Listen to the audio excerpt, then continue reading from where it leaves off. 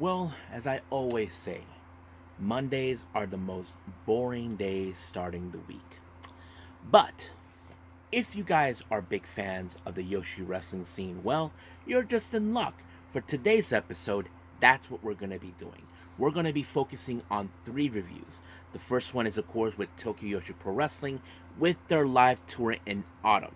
And it took place back on the 28th of September in Shinkiba. Nothing too significant about the entire show, but we have talent like, of course, Maki Ito, Miyu Yamashita, Miyu Watanabe, whoever is going to be there as well. And then, of course, we have Sendai Girls that also took place on that very same day in Nishitetsu in Fukuoka. This one features, of course, the main event, the Sendai Girls World Championship match between Mika Iwata, the current champion, facing off her friend and tag partner Miyuki Takase. So that's going to be a really interesting match to watch. And then, of course, our final review will be Marvelous in Shinkiba that took place on the 29th. This one features, of course, the main event, the AAAW Championship match between Riko Kawahara, making her first attempt for this title, but she's facing against the ace of Marvelous herself, Takumi Iroha. So we'll see how that's going to roll up. And then, of course, we cap up our episode with some news updates to give you guys updates on what's been happening in the world of pro wrestling, such as what events the promotions are throwing out, who's booked, what matches are set, including developments that are happening in the world of pro wrestling as we speak. So, let's get ready for another episode of Deleted Wrestle Zone.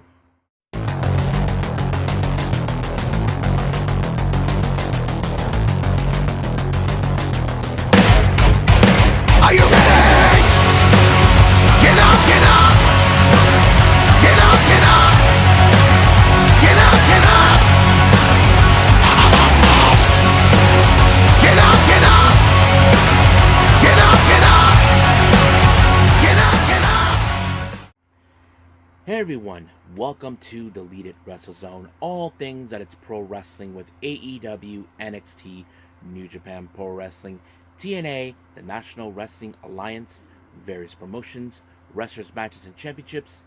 I am your host, J-Rod here. So, if you are new to the channel, welcome. This is a channel where we do a lot of pro wrestling reviews from various promotions, not only here in the United States, but also in Japan, Mexico, Canada, Europe, the UK.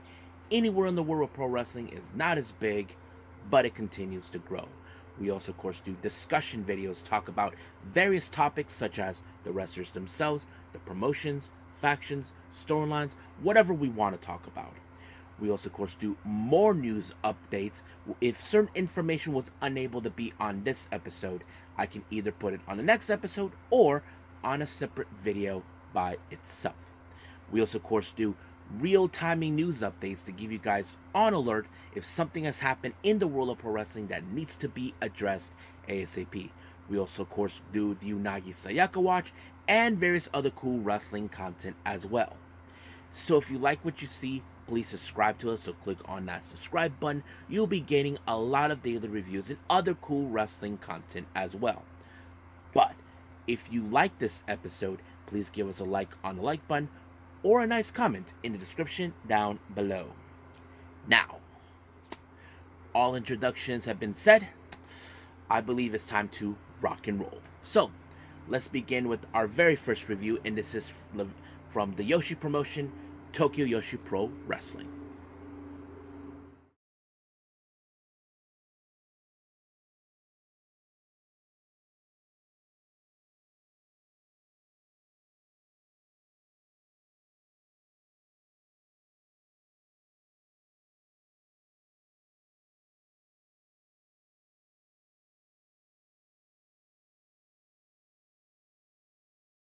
Okay, Tokyo Yoshi Pro Wrestling Live Tour 2024 in autumn. This took place on the 28th of September in Shinkiba. Now, as always, Sayuri Namba did the opening and revealed what matches are taking place and whatnot. And of course, we had a performance with the Up Up Girls. Now, on a note right here, Raku was not there. Now, some of you who may have seen this event ask yourselves, Where is Raku? Well, that's the easiest question because if you guys haven't been paying attention, Raku, along with Pam Arajuku, they made a trip to Thailand to participate in a setup event for the women's title. So yeah, so during while this was happening, they were on the other side of Asia, more specifically Southeast, um, participating in Thailand for the promotion setup. So that's where they were. So I will do a review on that soon enough, maybe on the next episode. Just maybe. Just trying to catch up on that. But as we speak, this is what's been happening. Now let's begin with our very first match. We have singles competition.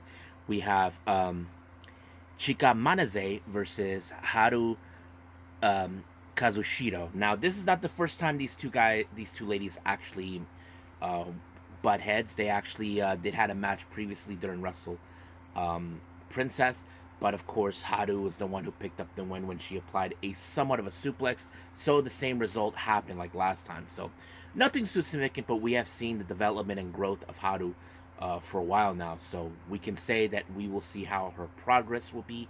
So for now, she picked up a good victory. I'm not saying this the best or good, but or that good, but however is a victory. Next match, we have another singles match. We have Wakana Uhara taking on Kaya Toribami. So I thought it was going to be a very interesting match. Basically, nothing too significant either.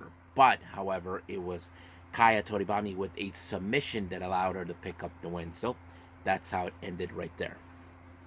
Our next match, we have Toga. She teams up with the apologetic Mahiro Kiru. They take on Ura Takami and Mizuki. Now, of course, many of you may think in some capacity that this match was going to end with Mizuki picking up the win due to the fact that she is one of the most popular wrestlers in Tokyo Pro Wrestling. I would normally agree with you, but however, we got to give chances to the younger wrestlers who are still getting exposure. But it was Toga who in fact continued to also, just like Haru, show her growth when she applied a sidewalk slam on Uda, picking up the win for her and her teammate. Next up, we have Kira Summer. She faces against Yuki Kamifuku, so nothing too significant either. But of course, much like with Summer, we've been seeing her a lot of growth. We're yet to see what the biggest win she will get, but she faces against a former International Princess Champion and all that. But it was, of course, Yuki Kamifuku with the famous sir that sealed the deal for her to pick up the win. Now, our next match, we have an interesting combination of a six-woman tag match. We have Moka Miyamoto. She teams up with the former Princess Tag Champions Daisy Monkey, Arisu Endo, and Suzumi.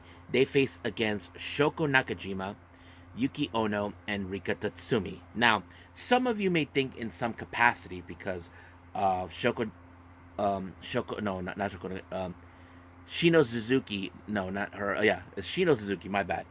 Yuki Aino and Rika Tatsumi, with Rika and Yukio, who are well recognized as the most experienced wrestler, would pick up the win. That's always been the case. But however, it was, of course, as you know, Suzumi who picked up the win on Shino when she applied the Ring of Bell. So it's more like they're building up momentum to get themselves back in the game again in hopes that maybe they get another opportunity of the tag title. So we'll see what their future goes.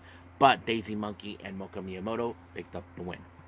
Now, our main event, this was a very interesting match. Our team number one, we have Imawari, Shoko Nakajima, and Max Impaler versus Maki Ito, Miyu Yamashita, and Miyu Watanabe. Now, there's a little problem that I think Imawari and Shoko Nakajima are having a problem with, and that is Max. Now, those who know this, Max has a typical bond with Pam Arajuku, even though Pam is afraid of her at sometimes, but Pam can actually try to communicate with her in every sense. But she doesn't control her, but she tries to, how do I say, come up with ways to communicate in some aspect. But due to the fact that Pam wasn't there personally, she was down in Thailand. Well, let's just say she did not feel like the love. Like, why do I need to team up with those two? I rather prefer team up with Pam. So, I understand, Max. I get it. You know, you prefer Palm than the others because you two develop a very weird, strange relationship. I get that. But the real question is, was Max the Impaler the problem? Well, yes and no in some capacity, but however, it was, of course, Miyu Watanabe that walked away with the victory when she actually applied the teardrop in Iwamari and just left. Now, here's the funny part. Max had to carry Iwamari and drag Shoko Nakajima to the back. I'm sure she's not happy with the result, but it's not their fault. But you probably ask yourself, who the hell booked her to be with those two? Well, I don't know. But of course, the winners put up a interesting promo, so we'll see how that rolls up in the future. I can't wait to see what else it's gonna happen. But for now, we'll end things here with Tokyo Pro Wrestling and move on with our next review, and I believe that is Sendai Girls.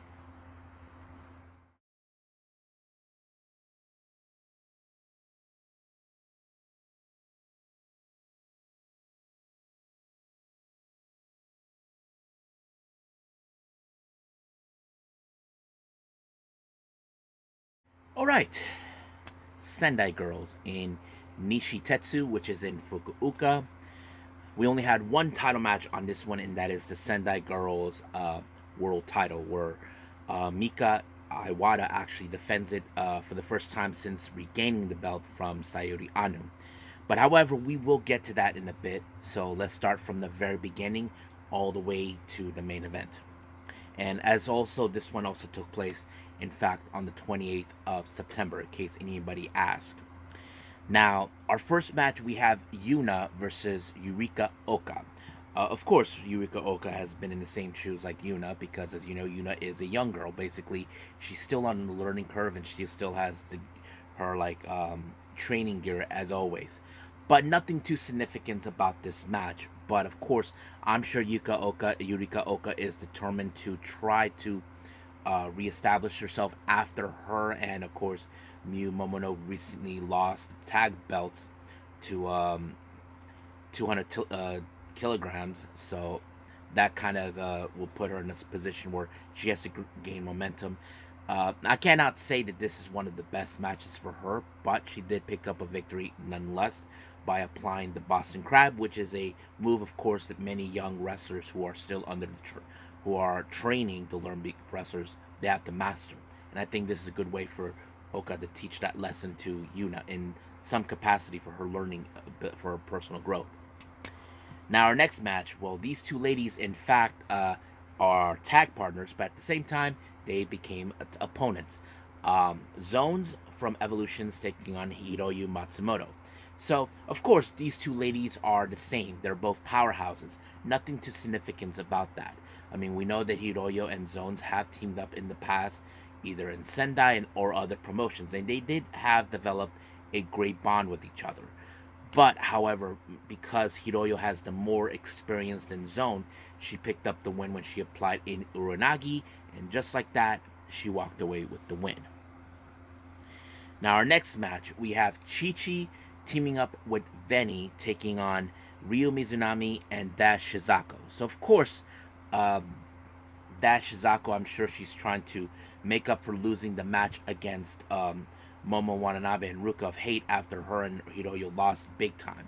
But nonetheless, she did pick up the victory when she applied a frog splash onto Chi Chi, which was good in some capacity. But however, um, we will see how far she'll progress.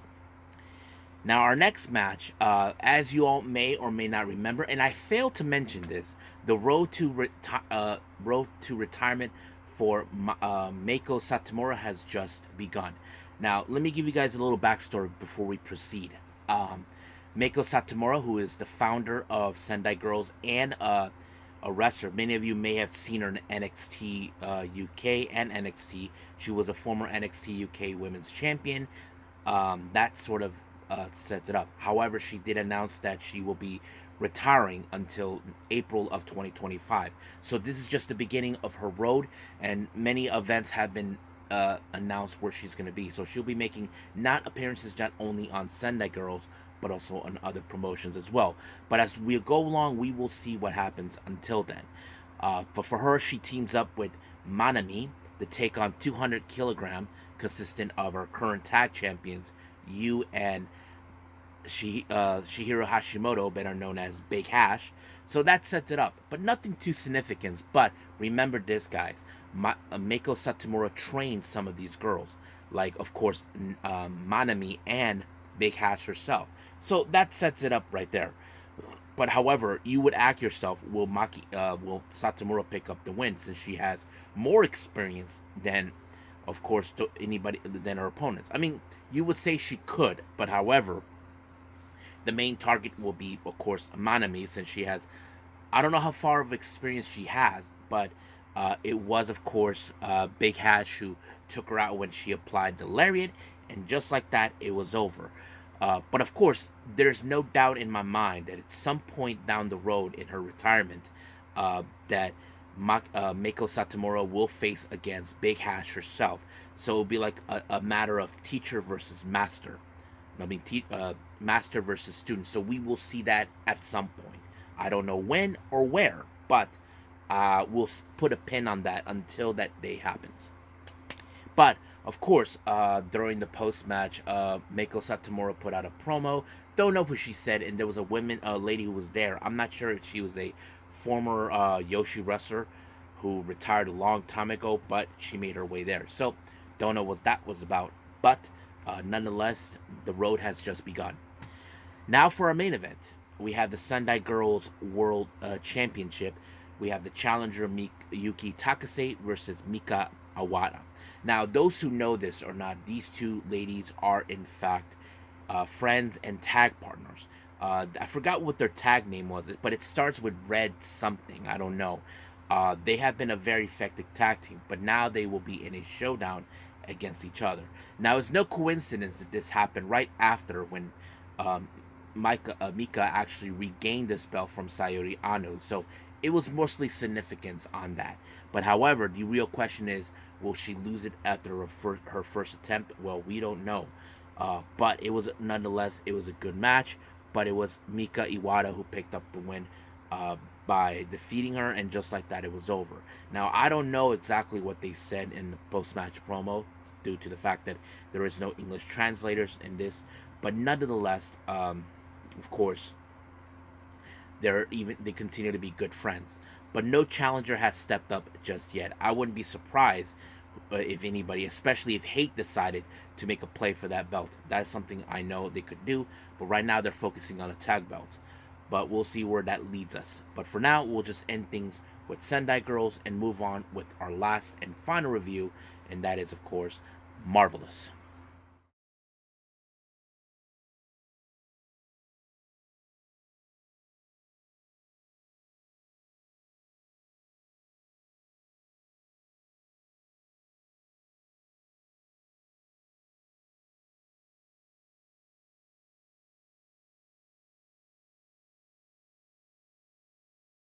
Our final review, Marvelous. Now, majority of the entire time of this event, this one took place on the 29th of September in Shinkiba.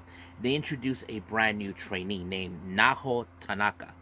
Now, I don't know if you guys know this. They do this little thing with in Marvelous where they introduce the wrestlers. They do like their exams, like the push-ups, the pull-ups, and all that, and also exhibition matches. Now, I don't know what's going on in that. Like I said, majority of the wrestling promotions don't have English translators, except if you know promotions like Tokyo Pro Wrestling, um, Marvelous, and soon Stardom.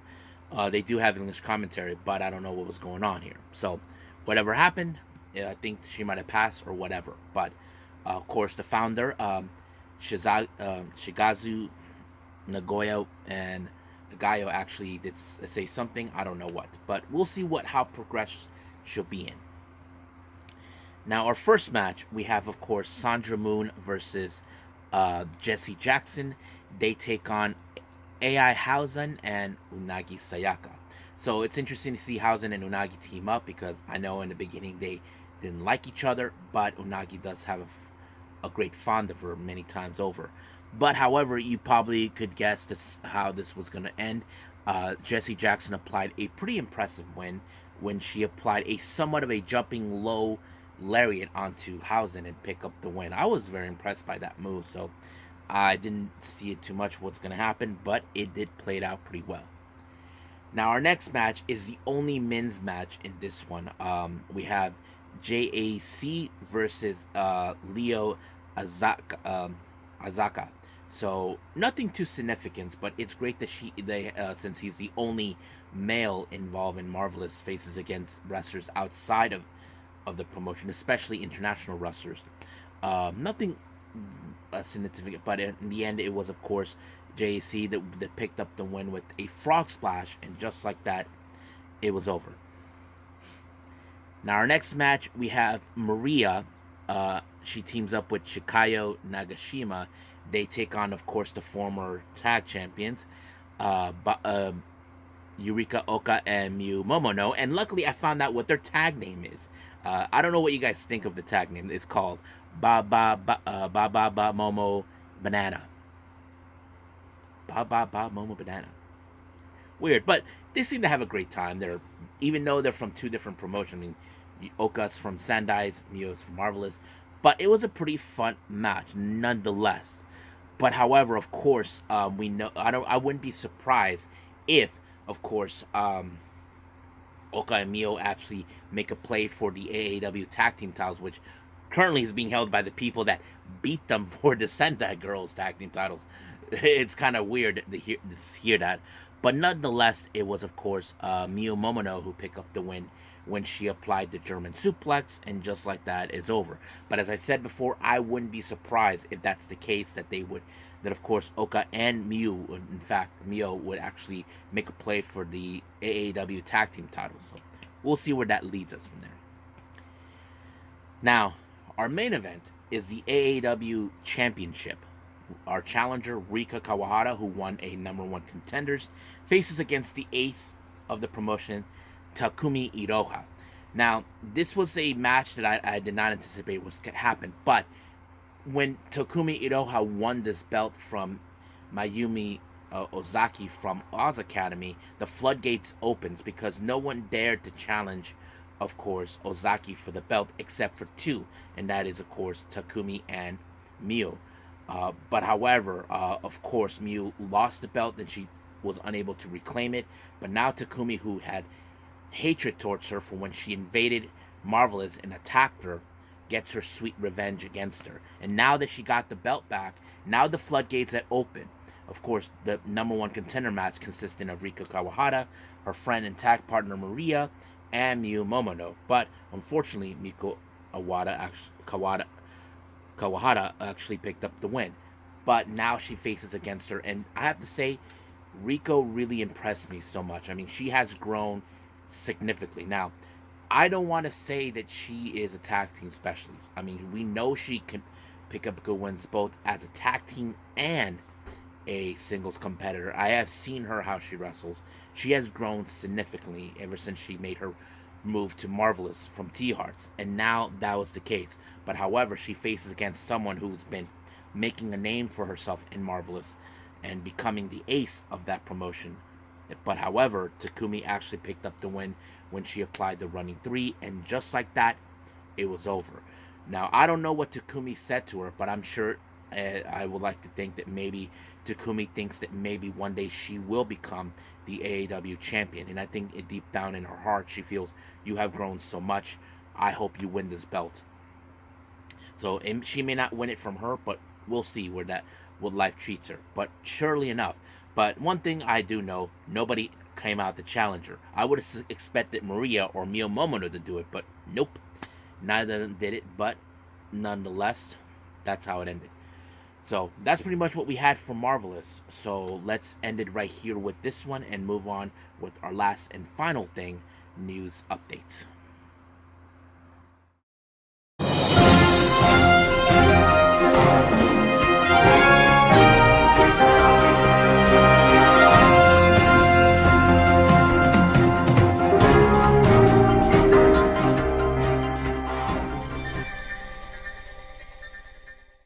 Alright, welcome to our news updates. So let's begin with, of course, upcoming events from the promotions. As you know, on the 13th of October, for the Super Battle event by Deadlock Pro Wrestling, Violence is Forever will be teaming up with BK Westbrook to take on Lyco's Gym, consistent of Lyco's Kid 1 and Lyco's Kid 2, they team up with Leon Slater, someone they are familiarized with. Um, on the 18th of October, House of Glory will have their Salvation event, and they announced this match first time ever. The Most Wanted, Nick Bennett, take on Hijo del Vikingo. So that's going to be a really, really banger match. Now, as you know, RevPro will have their upcoming event, Global Wars UK, on the 19th of October. They just announced Zack Sabre Jr. versus Robbie X. Now, some people speculated that Robbie X will be the newest member of TMDK, but however, I wouldn't be surprised if that's the case, because if that's the case, I'll be cool with it. But if not, I'm cool with that too. Now, as you know, the Maple Leaf Pro Wrestling, the upcoming Canadian promotion that's being revived by Scott D'Amore, announced more names for the Forge of Excellence, a 2-day event in Ontario, Canada, on the 19th and 20th of October. El Reverso will be there. I don't know who he is, but if you guys don't know what's El Reverso, it means the reverse. So, kind of weird name.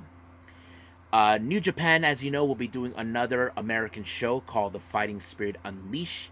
I don't remember where the venue or place is going to be at, but I do know certain information that this event will take place on November 8th, and they announced a #1 contender for the New Japan Strong Women's Championship. So as you know, they're looking for an opponent that would challenge against Mercedes Moné, and they just announced AEW talent Anna Jay to be participating. Now there's going to be a 4-way match on this one. So Anna Jay has been announced, but the real question who will be the other 3. Now I wouldn't be surprised if they get wrestlers from uh, from RevPro, Stardom, or CML. That is something we could see, but nonetheless, as we get closer and closer to that, we will see what happens. MLW announced for the Lucha Apocalyptico taking place on the 9th of November. Magnus has been announced. Yeah, Magnus, many of you know this. I often said that he is the cousin of Mystico. So yeah, so he's going to be there. GCW has announced for the Chaos in Kentucky in Louisville on the 14th of November. Larry D is going to be there, so that's going to be a very interesting match to watch. Now, as you know, what the World Series Wrestling will take place next year for their upcoming event called tour known as Legacy XX, and they just announced Bollywood boys Harv and Gurv will be involved. So that's going to be a lot of fun. So yeah, so that's it. So that's pretty much it what we have for our upcoming events. Now for our developments. By the time this video is out, it's already going to be October 1st. Kazuma Sakamoto, many of you may have seen him in either in Dragon Gate or GLEAT. It's his birthday, so happy birthday, Kazuma. And also excellent news, speaking in the GLEAT world, they just, Riki Aitaka actually has been announced that he's now officially part of the GLEAT, so I'm very happy to hear that. Now for some sad news as well. Pete Rose. Many of you remember during the Attitude Era, Pete Rose was the guy who had a feud with Kane, and Kane, of course, actually pile drived them down and that sort of thing. It was announced that he passed away. He died at the age of 83. I'm sure many of you seen his great moments, but however, he will be missed. So we'll see what happens. So thank you, Pete Rose, for all the awesome memories. Now, Fightful Select has recently been talking about Adam Cole. Now, there's been reports about that he will be making his return, but this is what they said. AEW are hopeful and optimistic on his return, so we don't know exactly what that means, but there is talks about that for a while. Wrestle Purist, a news outlet based out of the UK, who often sometimes gets accurate information, has revealed that Shelton Benjamin will be making his way to AEW. Now, some of you are saying, "Oh, come on." Now, there are certain variables that many of you may not know. Some people question why did they cut down the Hurt Business. Well, we don't know. They wanted to see the Hurt Business versus the Bloodline, but it never happened. Like they didn't want that. So we could see a somewhat new version of it called the Hurt Syndicate. So we'll see where that leads us from there. Now, Fightful Select has reported some very not disturbing news, but more hopefully he recovers. Luchasaurus, also known as Killswitch, was revealed that he was hospitalized this past weekend from pneumonia. So they found him that he collapsed and was rushed to the hospital. So our prayers and thoughts are to him into his speedy recovery. I hope he makes it okay. Uh, Nonetheless, now for some interesting developments. Many of you remember Starlight Kid has been having a bit of a feud now with Hazuki. Now, Hazuki, as you know, Starlight Kid often talked about Hazuki recently, and this is what she said. Let me pull it up on my phone as we speak. Yeah, here it is. Someone aiming for the same Wanderer starting belt. I thought it would be wrong to give up after my sixth attempt. I won the high speed championship on my eighth attempt, and those eight attempts I lost to Hazuki twice. I have the feeling that no matter how many times I try, I never give up. So, yeah. So basically, she talked about, okay, yeah, I get Hazuki, you lost 6 times, but it doesn't excuse to give up. Even Natsupo even said, don't give up, but she didn't want to listen. But people are questioning what is actually is their beef. Well, Starlight Kid reviewed in an interview with